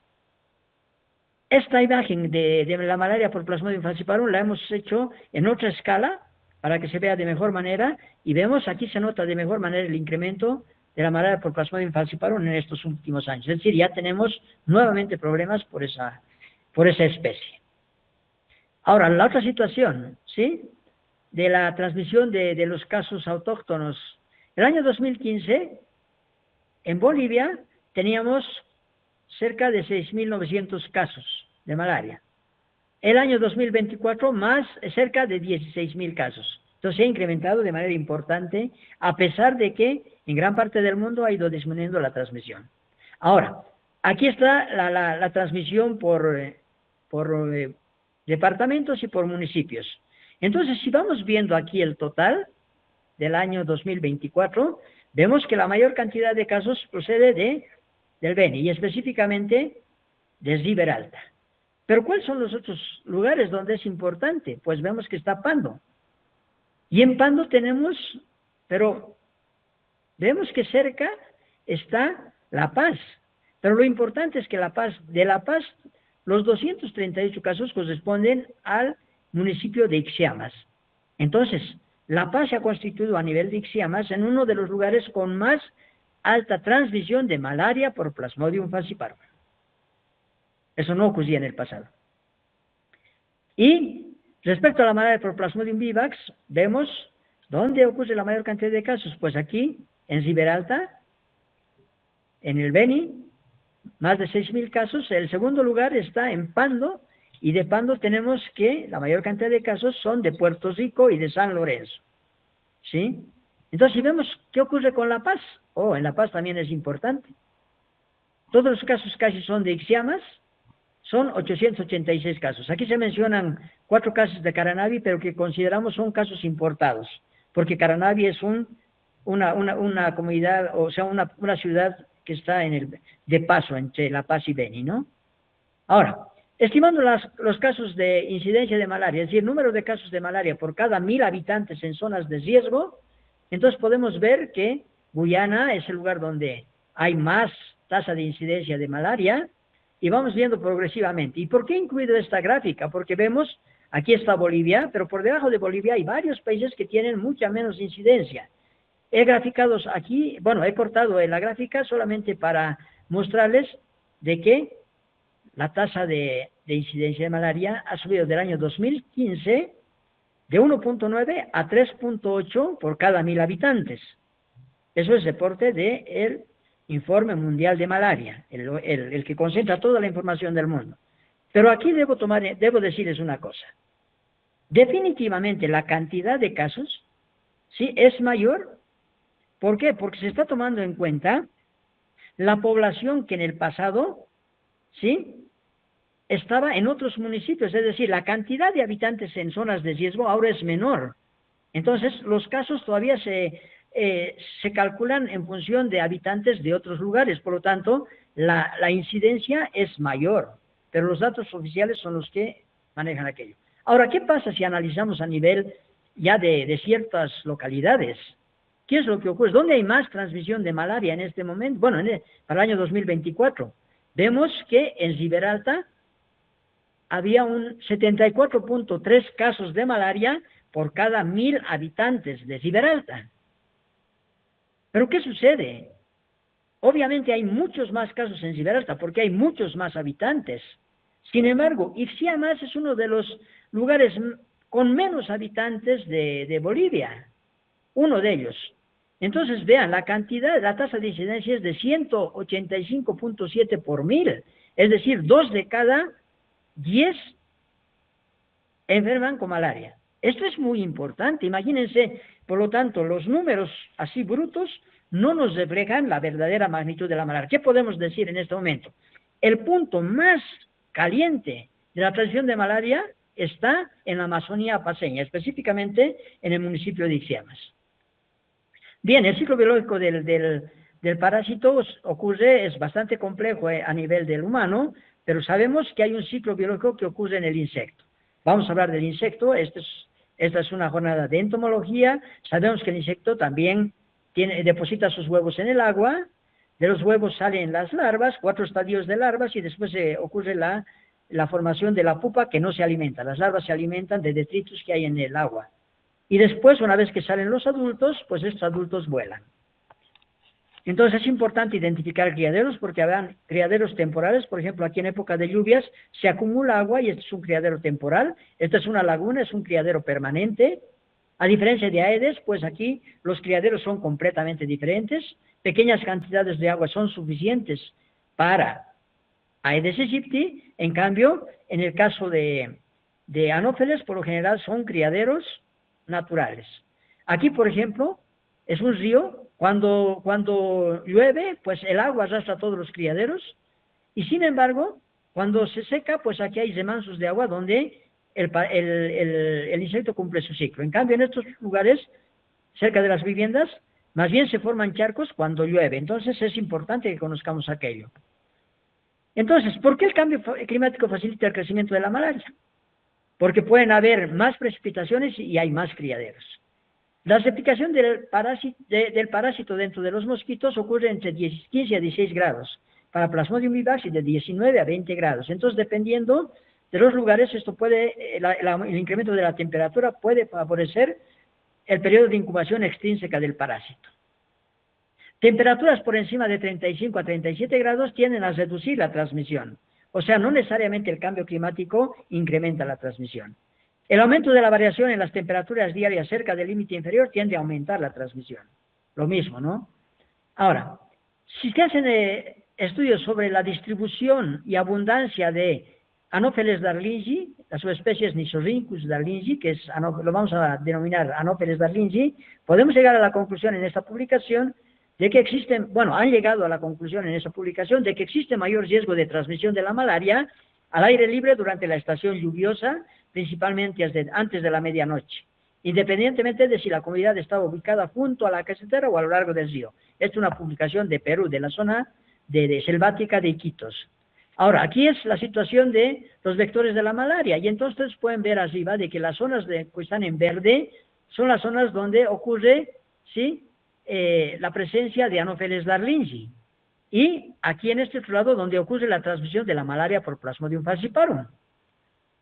Pero ¿qué sucede? Y después aquí tenemos diferentes especies, pero ¿qué sucede? Con el cambio climático se espera que Anopheles darlingi deje de ser el vector más importante en la Amazonía y ese sitio sea ocupado por Anopheles albitarsis. Tanto Anopheles darlingi como Anopheles albitarsis son complejos de especies, no son una especie única. Entonces esto es muy importante tener en cuenta. Y esto se puede ver aquí, por ejemplo, ¿sí? Aquí se tiene la distribución de Anopheles darlingi y aquí se tiene la distribución de de Plasmodium falciparum. Es decir, Plasmodium falciparum está donde está presente Anopheles darlingi. Pero ¿qué se ve aquí? Que la distribución potencial de Plasmodium falciparum se incrementa y eso estaría, ¿sí?, además relacionada con la presencia potencial de otros vectores, que sería, por ejemplo, Anopheles dianorum hacia el sur. Entonces, estas situaciones pueden ir cambiando de manera importante con el cambio climático. Otra de las situaciones en pros patógenos del año 2024 indican que las altas temperaturas aceleran el debilitamiento de la respuesta inmunitaria de la melanización dependiente del envejecimiento en los mosquitos. Es decir, temperaturas muy altas debilitan a los mosquitos porque debilitan su respuesta inmunitaria. Por lo tanto, puede disminuir la tasa de transmisión de algunas enfermedades. El cambio climático está alterando los ecosistemas. Los cambios de temperatura alteran la forma en que su sistema inmunológico combate las infecciones. El envejecimiento debilita la competencia inmunológica en un proceso llamado senescencia. Es decir, por ejemplo, en el caso de Anopheles gambiae, que es el mejor vector de malaria en África, con el incremento de las temperaturas, pues se hace un vector más lábil y obviamente puede dejar de ser el vector más importante. Otro ejemplo es interesante, aquí es en África, y dice, se prevé que la franja de la epidemia de paludismo se desplace hacia el sur, en el África subsahariana, y las condiciones de temperatura podrían volverse insoportables para los mosquitos vectores en las llanuras tropicales más cálidas. Es decir, si la transmisión era hasta estos sectores, pues con el aumento de la temperatura, la transmisión se irá más hacia el sur. Entonces, si bien en la mayoría de los lugares los incrementos de temperatura pueden favorecer la transmisión, en otros lugares más bien la desfavorecen. Otra de las situaciones, ya son las novedades en Bolivia, el año 2004 se identificó Plasmodium vivax en una región próxima al lago Titicaca, pero ojo, la gente vivía en el lugar que se llama Tuntunani, pero los casos se habían, esta es una cabecera de valle a 2.300 metros de altitud, pero la gente se infectaba en zonas más bajas. Entonces, vivían ahí, pero iban a trabajar por la recolección por la cosecha a otros lugares más bajos. Entonces, no siempre hay que tomar en cuenta que las cosas son como están escritas. Aquí en la prensa del año 2007 decía, la malaria ya está en la altura paseña por el cambio climático. Este es un error, ¿sí? Y lo mismo ha ocurrido recientemente cuando se decía, el mosquito Aedes aegypti ya transmite chikungunya en Potosí, ya ha llegado al altiplano. Eso es mentira, porque el lugar donde se ha identificado Aedes aegypti y además donde se ha identificado la presencia de chikungunya recientemente, hace pocos días, en Potosí, es una zona que está alrededor de los 2.600 metros de altitud. Entonces, no está en la ciudad de Potosí. Vean, algunas cosas interesantes. Esta es una lista de mosquitos de Bolivia del año, ¿sí?, 1934. Son capturas que han hecho los brasileños en Cochabamba, Chuquisaca, Tarija, Potosí, Oruro, La Paz, Beni y ciertas colonias, ¿sí? Identificaron 15 géneros de mosquitos y 126 especies. Incrementaron el número de especies identificadas de 39 a 126. Imagínense el trabajo de 1934. Esta es una de las publicaciones más completas de hace algunos años atrás, del año 2009, ya bastantes años atrás, del doctor Lardú y su equipo, conjuntamente con el INLASA, entonces, sobre la presencia de especies de anófeles en Bolivia, tanto por haber visto los registros o por haber recopilado la información. Entonces, aquí está la distribución por departamentos. Son 43 especies de anófeles que pueden estar distribuidas en diferentes lugares. Y vean, hay cosas muy interesantes. Por ejemplo, ustedes pueden ver aquí inclusive Oruro. Pero vemos que hay una importante presencia de especies en Beni, Cochabamba, La Paz, Santa Cruz. ¿Sí? ¿Vemos? Y, volviendo atrás, perdón, está 1, 2, 3, 4. En quinto lugar está Oruro. Sí, vemos que una especie en Oruro. Entonces, habrá que confirmar. Vean, estas son cosas interesantes. Estas son publicaciones del año 2025, también del equipo del doctor Lardú, y dicen, ¿sí? Presencia de una nueva especie para Bolivia, Culex acaristus, ¿sí? ¿Dónde? En la ciudad del Alto, en una zona semiurbana de Cochabamba, y en el pueblo de Licoma, en los Yungas. Es decir, imagínense, obviamente, si había en Oruro, pues una especie, puede ser que hay otra especie, en este caso ya se trata de Culex, no es anófeles, en el Alto de la Paz, por lo tanto en Oruro puede haber. Otra cosa muy interesante, decía que el Anopheles pseudopuntipenis es el vector, en el sur de Bolivia es el vector de Plasmodium vivax. Entonces esta es otra comunicación del mismo equipo, del doctor Lardú, con investigadoras bolivianas de la Universidad Mayor de San Simón, y encuentran larvas en el Parque Lincoln del centro de Cochabamba. Y Anopheles pseudopuntipenis es un vector comprobado de la malaria. Por lo tanto, imagínense, encontrado en Cochabamba, en la ciudad. Otra de las cosas interesantes, una publicación de los argentinos, encuentran 2 nuevas especies de mosquitos, ¿sí? Culex geperi y Culex maxi en Bolivia, y además se encuentran nuevos reportes tanto de especies de Aedes como de otros géneros en ciertos lugares de Bolivia. Una cuestión sumamente importante, ojo, he tomado una publicación de las tantas que hay sobre identificación de Aedes aegypti en la zona urbana de Cochabamba, es decir, en la ciudad de Cochabamba. Y hace más o menos 10 años que se encontró al insecto en la ciudad de Cochabamba, alrededor de 2.500 metros de altitud. Por lo tanto, ya se decía, Aedes aegypti, pues hay que esperar que haya transmisión de dengue, chikungunya, zika. Por lo tanto, ¿dónde? En la ciudad de Cochabamba.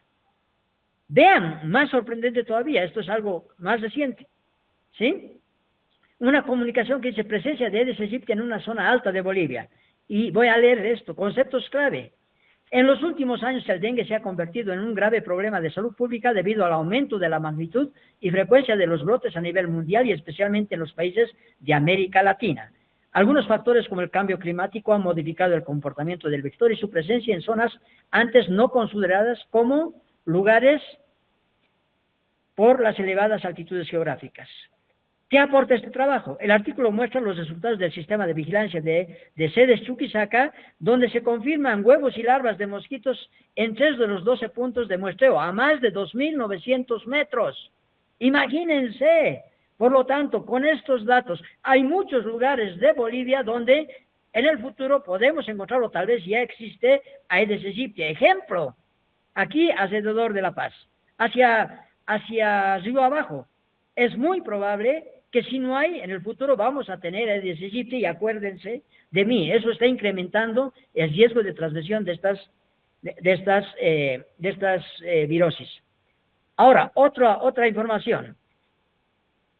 Hace un tiempo atrás, el año 2024, entre 2023 y 2024, la gente del CENETROP de Santa Cruz comunica la presencia de Aedes albopictus en Bolivia. Lo disemina la información o difunden la información por los medios masivos, pero no publican.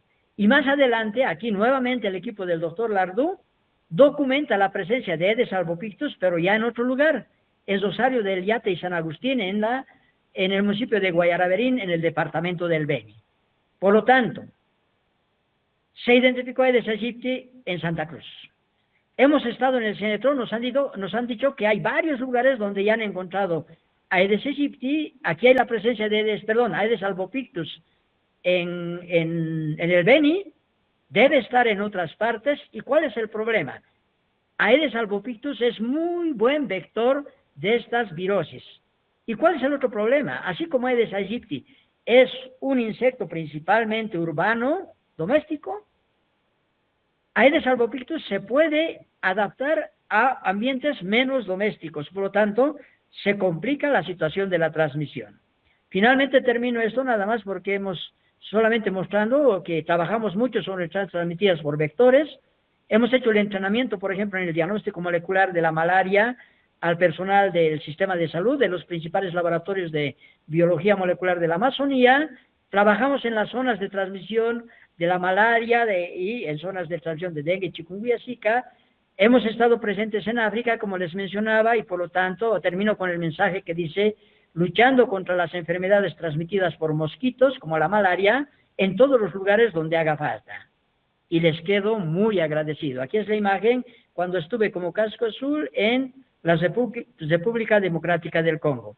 Yo estuve un poco tiempo, estuve manejando casos de malaria, capturé insectos en el lugar. Lo curioso es que había, esta es la base militar, aquí adentro, y aquí adentro no habían mosquitos.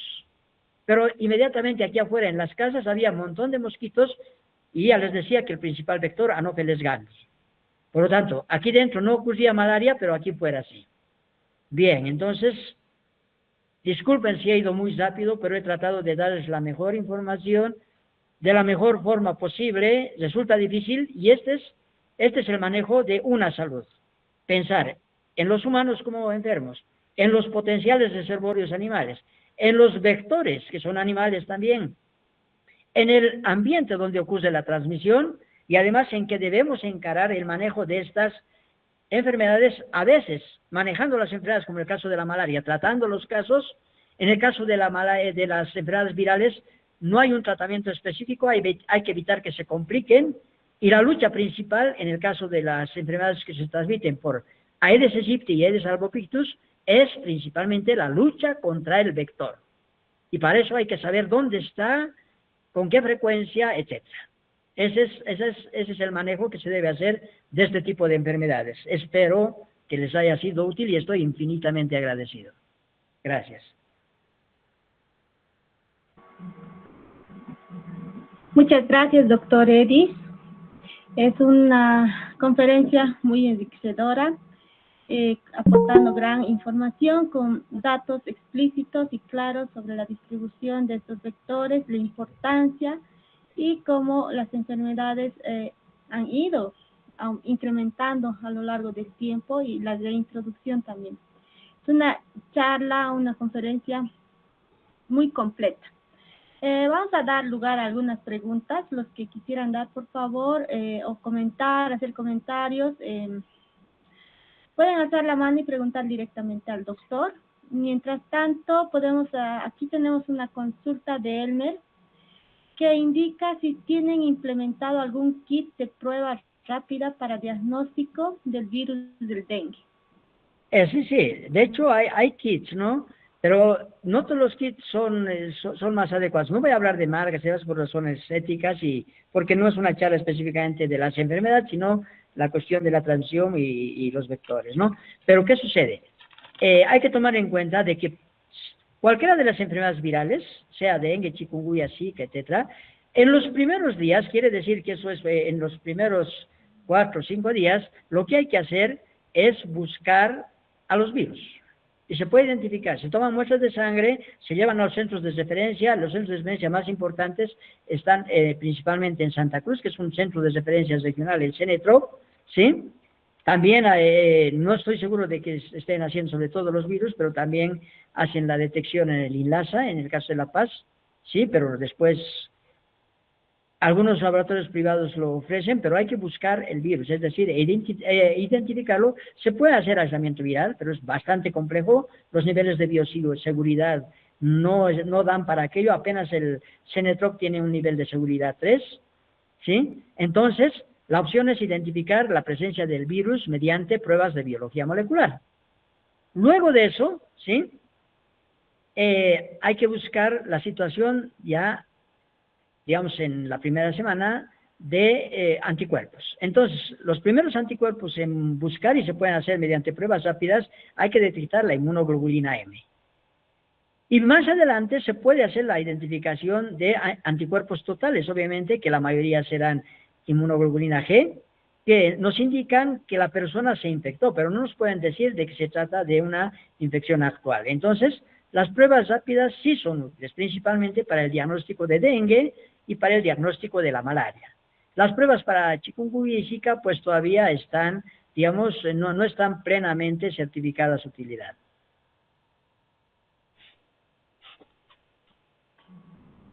Muy bien, muy agradecidos por la respuesta bien completa del doctor. También tenemos felicitaciones en el chat, agradecen y felicitan a su equipo de investigación por tan buen trabajo y el aporte científico es invaluable. No sé, Ariel, si tienes alguna otra consulta, no sé si algún participante también tuviese alguna consulta, por favor. Tal vez, digamos, puedo completar una cosa. Sí, por favor, adelante. Miren, hemos hablado de los vectores de la malaria en Bolivia. En la Amazonía, Anopheles rarligi, el principal vector. Y en el sur, Anopheles pseudopuntipenis. Lo interesante es que en el sur ya no hay transmisión, no porque no haya el vector, sino porque las medidas de control han ido prácticamente disminuyendo la transmisión. Pero ¿qué pasa? O sea, son dos especies y nunca más se ha involucrado a ninguna otra especie. Pero si tenemos, ¿sí?, alrededor de 50 especies de anófeles, ¿no serán vectores? No he puesto alguna diapositiva donde se hablaba de los potenciales vectores. Entonces, ¿qué está faltando?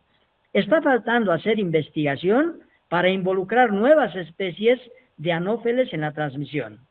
Nosotros no estamos trabajando en esto específicamente porque no tenemos el tiempo, somos pocos trabajando, pero solo les pongo el ejemplo. Yo trabajo sobre el involucramiento de especies de Lutzomia, de flebótomos en la transmisión de leishmaniasis. Y de hecho hemos identificado nuevas especies transmisoras. Entonces lo mismo tiene que ocurrir en malaria. Mi mensaje es, y deben haber varios entomólogos aquí, investiguen mosquitos que estén transmitiendo la malaria en la Amazonía. Seguro que van a encontrar y van a tener muy buenos resultados. No es fácil, pero hay que hacerlo. Muchas gracias, doctor. Aquí hay una consulta de Wilfredo. Y manifiesta si hay evidencia de la transmisión transovárica y presencia del virus del dengue en huevos y los demás estadios larvales. Sí, definitivamente, lo había dicho, ¿no? Hay una transmisión transovárica y transestadial. En otras palabras, la hembra ya pone huevos que están conteniendo los virus. ¿Sí? Esto está completamente comprobado. Y por lo tanto, las larvas que salen de los huevos, pues ya están infectadas. Las pupas que se van a formar ya están infectadas. Y los adultos que salgan de las pupas nacen infectados. Obviamente que solamente las hembras podrán transmitir, porque solamente las hembras pican para ingerir sangre, porque solo las hembras ponen huevos. Pero eso está completamente comprobado. No solo aquí, ¿no? Se ha comprobado hace muchos años en diferentes lugares.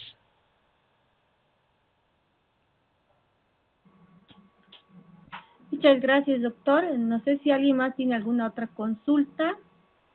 Buenas o algún noches. Comentario. Sí, adelante. Buenas noches. ¿Cómo está, doctor Evi? Soy el doctor José Luis Prieto. Soy médico intensivista en Santa Cruz.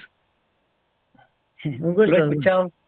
Lo he escuchado muy atentamente, muy interesante su presentación y datos remarcables son los que usted mencionó sobre la incidencia del dengue en Santa Cruz, ¿no? Fue el año 2023 justamente el de mayor incidencia.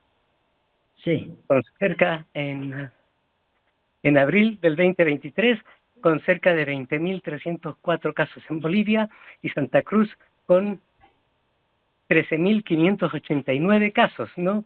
Que eran el 66.9%. Doctor Prieto, no, el año 2023 ha sido el año donde casos de dengue hemos tenido cerca de 160.000, el pico más Sí, alto en nuestra historia. Y en claro, Santa Cruz habían, sí, más de 100.000 casos sí, en el departamento. sí, pero los confirmados fueron 20.000. Usted lo Ah, mostró también, sí, lo sí, mostró también. exacto, ¿Ya? exacto. Y en esa época también teníamos nuestros hospitales totalmente saturados, ¿ya? Tanto de niños como de adultos, ¿ya? Me llamó la atención esta presentación de entomología porque creo que se puede hacer muchas cosas. Y algo que usted mencionó en su presentación es de buscar estrategias fundamentales. Es cierto que cuando tenemos pandemias como ahora que estamos con chikungunya, viene de Zika, dengue, como en el año 2023, ya se implementan muchas medidas, ¿no? El control de los mosquitos, el control del crecimiento de los vectores, eliminar todos los criaderos. No estamos todavía al alcance, no tenemos al alcance aquí vacunas, ¿no? Como en otros países, en Estados Unidos, la Dengvaxia, que es una vacuna para el dengue. Se hacen muchas campañas de concientización, educación, ¿ya? Se hacen en algunos países control biológico con hongos y bacterias, y también hay dos programas interesantes. Uno que sí hizo Bolivia y que lo refirió un periódico nacional el año 2016, el Correo del Sur de Sucre, el 19 de febrero del 2016, publicó de que eh, la Agencia de Energía Nuclear y el Instituto Nacional de Laboratorios INLASA efectuó la irradiación de mosquitos Aedes aegypti, portadores de enfermedades virales, con el fin de controlar la natalidad del insecto y las enfermedades que transmiten, ¿no? Entonces, esa fue una iniciativa, pero ya hace casi 10 años. Ya no he sabido, y he buscado un poco literatura y no salió. Sí, algo más hicieron con la irradiación, porque también Argentina, la Comisión Nacional de Energía Atómica de la Argentina, investigó esto mismo y tienen publicaciones más recientes sobre el uso de irradiación en machos, ¿no? Supuestamente esterilizados. Después hay otra técnica, doctor, que es la que me interesa y creo que donde ustedes forman una parte importante, es el uso de la Wolbachia. La Wolbachia es una bacteria intracelular que se encuentra comúnmente en los insectos, incluyendo los mosquitos Aedes aegypti, que son los principales vectores de dengue, chikungunya, zika, fiebre amarilla, etcétera, ¿no? Dice, ¿cómo se llama? Que este mosquito se reproduce, digamos, esta bacteria se reproduce verticalmente de la madre al huevo y se propaga a través de las poblaciones de mosquitos a medida que los huevos eclosionan. Las cepas específicas de Wolbachia utilizadas para el control del dengue tienen la capacidad de bloquear la replicación del virus del dengue en el mosquito, lo que reduce significativamente la cantidad de virus del mosquito que el mosquito puede transmitir a los humanos. Y han hecho múltiples estudios, tanto en Colombia hay un programa, Pare Mosquito, Worm Mosquito Program, y hay un estudio que a usted le puede interesar en el New England Journal of Medicine en junio del 2000, ahorita le digo, en junio del 2021, en el New England ya. Es un estudio que hizo la Universidad de Monash de Australia en Yakarta, Indonesia, donde se logró con esta técnica ya de infectar los mosquitos macho para que copulen con las mosquitas, pero no tengan descendencia porque esta bacteria evita la replicación de los virus. Entonces ellos lograron que una reducción de la incidencia de dengue de un 77% y una disminución de las hospitalizaciones en un 86%. Ellos mencionan de que esta puede ser la solución y que sus implicaciones significativas son de hasta de un 40% para toda la población mundial en el riesgo de contraer dengue. Realmente a mí me llamó la atención, la Fiocruz en Brasil inició un estudio en Río de Janeiro y Niterói, en un área de 1.300.000 habitantes, y tuvieron resultados preliminares con reducción de hasta un 77% de los casos de dengue y un 60% de los casos de chikungunya. me parece que es interesante. Hay otros lugares donde están investigando, en Campo Grande, Petrolina, Belo Horizonte, Minas, llamado Proyecto Evita Dengue, se llama ahí, ¿ya? Y todo esto es promocionado por universidades de Yale y la Universidad de Florida, que está trabajando con Brasil, ¿no? Esto es muy interesante. Yo lo propuse esto, doctor, al asesor de la ministra actual, ¿ya? Para que ella lo pueda dirigir a las personas que pudiesen manejar este programa, ¿ya? El doctor Darío Vélez y el doctor Eduardo Quevedo de Colombia, con los cuales me contacté hace 2 años más o menos, ya estarían predispuestos en poder explicarnos lo que es ¿cómo se llama? El programa World Mosquito Program, sus metas y alcances y el beneficio a la población. Yo creo que ustedes son los que tienen que hacer esto. Inclusive me atreví a sugerirle al asesor del ministerio de que el CENETROP, por lo menos aquí en Bolivia, debería ser un instituto donde los entomólogos trabajen haciendo ciencia para esto, ¿no? Para cuidar a la población de estas pandemias. Mire, tenemos tan pocos hospitales que se saturan, el año 2023 terrible, y ahora también muchos casos con chikungunya, ¿ya? Entonces yo creo que esto puede traducirse en una, ¿cómo se llama? Como en un alivio para el control de estas pandemias en nuestro país. Yo espero que esto sea de su interés. Si usted gusta, yo le puedo hacer llegar lo que escribí a este respecto, ¿ya? Y que les hice llegar al ministerio, como le digo, ¿no? Ahora mismo, hasta marzo, teníamos 5.371 casos de chikungunya. Entonces, es importante la incidencia de estas patologías virales, y todas gracias al mosquito Aedes aegypti, doctor. Sí, sí, doctor. Bueno, en primer lugar, me sorprende que un intensivista esté tan interesado por hacer de investigación, de la epidemiología, de la entomología. Yo le felicito porque, imagínense, es muy raro que alguien con una ocupación tan demandante pueda tener esos intereses y yo le felicito por eso. Yo le quiero comentar que sí, conozco bastante y de hecho estoy en sistemas de alerta donde me llegan estas publicaciones y por lo general la mayoría ya son de acceso abierto, ¿no? Entonces sí conozco los artículos que usted me ha mencionado, no he mencionado más cosas por la cuestión de tiempo, pero le quiero decir que sobre la esterilización, por ejemplo, han salido también publicaciones en la prensa, en el mismo ministerio y demás, pero no hay una publicación científica del INLASA. Por Exactamente. ejemplo, le quiero decir que ha ocurrido lo mismo. El CENETROP ha encontrado a Aedes albopictus, no lo ha publicado, lo ha difundido, pero no lo ha publicado, y lo ha publicado un equipo franco-boliviano. Entonces, claro, es la misma situación, es decir, lo han hecho, pero como que ha habido mucha pompa, pero no sabemos si realmente continúan con aquello. Aparentemente no están haciendo más irradiaciones. Eso es posible porque tenemos la Agencia Boliviana de Energía Nuclear y tenemos el personal técnico. En el CENETROP hay muy buenos investigadores y le quiero decir que el CENETROP es un centro de referencia en las enfermedades virales. Referencia regional, no es solamente referencia nacional. Y trabajan personas que muy bien capacitadas. De hecho, cada vez que voy por allí me doy una vueltita para hablar de las cosas. Entonces, ¿qué sucede?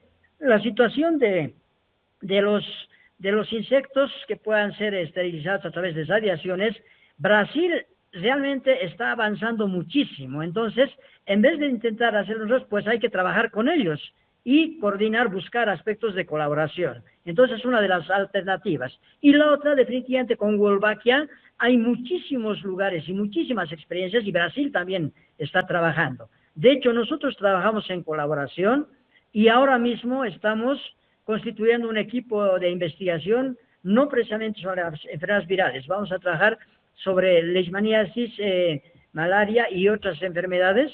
Entonces, pero tenemos mucha proximidad con la gente del Fiocruz. Entonces, claro, vamos a estar siempre con la intención de poder trabajar en colaboración. ¿Cuál es el problema? Me imagino, usted ha dicho que ha hablado con el asesor, me imagino que ha hablado con Mayber Aparicio, ¿sí? No, Stanley Blanco. Ah, Stanley Blanco, ya, bueno, también. Nosotros hemos trabajado antes con Stanley, que es la otra persona. Entonces, y definitivamente, por ejemplo, cuando Y yo estuve a cargo de la Amazon Malaria Iniciativa, pero iniciativa amazónica contra la malaria. Y trabajábamos para USAID. Y Stanley Blanco entonces trabajaba en USAID, ¿no? Y él conoce muy bien del trabajo que hemos hecho, él sabe del trabajo que hemos hecho sobre la cuestión de Aedes. El año 2009 yo vivía en Santa Cruz. Entonces, y hemos logrado hacer el control de la epidemia más importante en el momento. Y no solamente en el país, sino en la región y demás. Hemos tenido en Bolivia más de 100 investigadores de diferentes partes del mundo, y es más, hemos tenido a los ministros de salud de varios lugares, e inclusive de Argentina, han venido a interiorizarse de cómo habíamos hecho el control de manera favorable, ¿no? Entonces, estamos siempre trabajando en este sentido a través de la colaboración y además informándonos al respecto. No he entrado en más detalles del control, le digo porque no iba a alcanzar el tiempo, entonces he tratado de incidir en aquellos aspectos más importantes para poder hacer intervención. Ahora, ¿qué le quiero decir? El año 2009, ¿cómo se controló? Hemos sido el país que más bombas Swinpoc ha comprado en el mundo para hacer la fumigación. Pero era porque la gente pedía, porque la fumigación no es la mejor alternativa. Solo mata a los insectos que están volando segundos. Y luego vuelven a salir inmediatamente. Entonces, pero a pesar de eso, la mayor estrategia se llamó Día D, el día que se eliminó basura y desechos y criaderos. Habíamos calculado recoger 2 toneladas, recogimos 22 toneladas en un día, y fue el trabajo de todos, principalmente de la población. Esa fue una experiencia maravillosa que fue felicitada inclusive por la Organización Panamericana de la Salud. Entonces, no necesariamente son cosas, digamos, sofisticadas, sino es importante involucrar a la gente en los aspectos de control. La lucha contra Aedes aegypti es una lucha absolutamente de todos. Gracias, doctor. Realmente me asombra todo su conocimiento y la clase que nos impartió es magistral, ¿no? Realmente nos habló de todos los aspectos epidemiológicos, ¿no? De este mosquito. Y bueno, yo soy el que sufre las consecuencias de la picada, ¿no?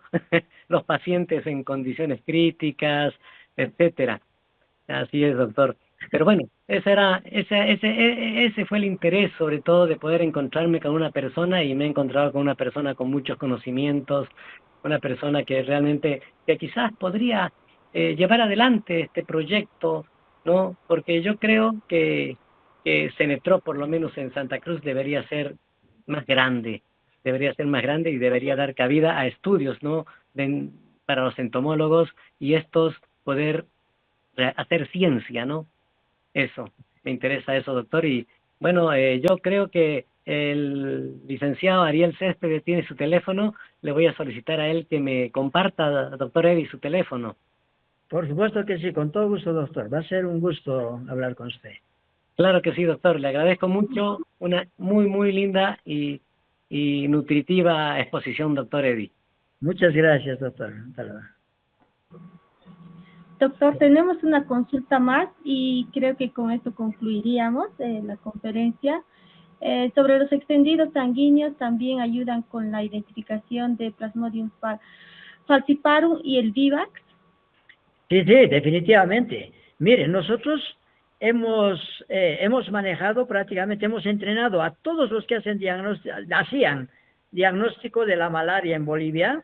Teníamos, 10 días de entrenamiento. Nos teníamos en un hotel en cualquiera de las regiones, y teníamos a gente durante 10 días solamente para hacer diagnóstico de la malaria mediante microscopía. Entonces, siempre hay que hacer un frotis y una gota gruesa. Con la gota gruesa mejoramos la sensibilidad, y el frotis nos sirve para hacer el diagnóstico específico, y por lo tanto podemos detectar Plasmodium vivax, Plasmodium falciparum, y además podemos detectar las infecciones mixtas, cosa que no podemos hacer con las pruebas rápidas. Entonces es un excelente. Miren, ¿qué ha pasado en el ministerio? En algún momento, cuando habían pruebas rápidas, los técnicos dejaron de hacer diagnóstico microscópico, pero decreció su capacidad diagnóstica en microscopía. Felizmente ahora han retomado aquello. Y el diagnóstico microscópico, inclusive en algunos lugares, lo hacen hasta funcionarios que no son funcionarios, sino más bien hasta colaboradores voluntarios toman las muestras. La cosa es hacer un buen frotis y hacer una buena gota gruesa para que haya una buena coloración. Si no se hace bien, pues el diagnóstico va a ser prácticamente casi imposible. Muchas gracias por las aclaraciones. Hay uno más, un participante más, Donald, adelante, y luego damos la palabra al licenciado Ariel. Muchísimas gracias por la sesión, aunque llegué tardecita desde la capital, Sucre. Gracias, doctor Eddie Martínez. También al doctor José Luis Prieto, un abrazo. Licenciado Ariel, gracias por gestionar estos talleres, realmente son brillantes para nosotros. Doctor Eddie Martínez, le conozco, habíamos conversado hoy en La Paz con el Alberto. Un saludo para usted, doctor. Viendo esto, doctor, hay una camada de entomólogos que el 19 se van a graduar en Cochabamba, y pues vamos a pedir siempre de que haya estos talleres más aún todavía, y hay que trabajar arduo en esto, lo que es en el Chaco Chuquisaqueño, desde luego en el sur del país, Tarija, y lo que es Santa Cruz, que padecemos de estas enfermedades. Doctor, necesitamos más talleres, y nosotros, a ver, en este tema de entomología hay 18 a 19 entomólogos nuevos, y quisiéramos incursionarnos a todo dar esto, doctor, pedimos, y desde luego, mira, el tiempo nos ha faltado para comunicarnos con ellos también. Dicho esto, doctor, vamos a pedir siempre a usted y a todos que no son expertos en esto, años y años de trabajo. Saludamos desde luego. Doctor y el licenciado Ariel, gracias por información de todo esto. Muchísimas gracias, doctor. Simplemente, gracias. Gracias, Donald, porque, bueno, me acuerdo muy bien, de hecho, con Alberto Llanos, ¿no? Entonces, hemos hablado también allá en Chuquisaca. Nosotros siempre hemos ofrecido la opción de tener no solamente cursos, sino de hacer trabajos conjuntamente y participar en la investigación epidemiológica, ¿no? Tenemos varias cosas pendientes, nunca hemos podido concretar porque al final son decisiones de las autoridades del CEDES y demás, ¿no? Por nuestra parte tenemos toda la predisposición, no necesitamos que nos paguen absolutamente nada, ¿no? A nosotros nos paga la universidad y con eso ya tenemos suficiente. Entonces, ojalá podamos hacerlo. Un saludo a todos los chuquisaqueños. Gracias, doctor. Bien, muchas gracias a todos los participantes y también al doctor, muy agradecidos. La Sociedad Boliviana de Entomología está muy agradecida por su participación, y estaremos anunciando nuevas conferencias para este mes o para el siguiente. No se pierdan las conferencias, que son de alto nivel y de alta calidad.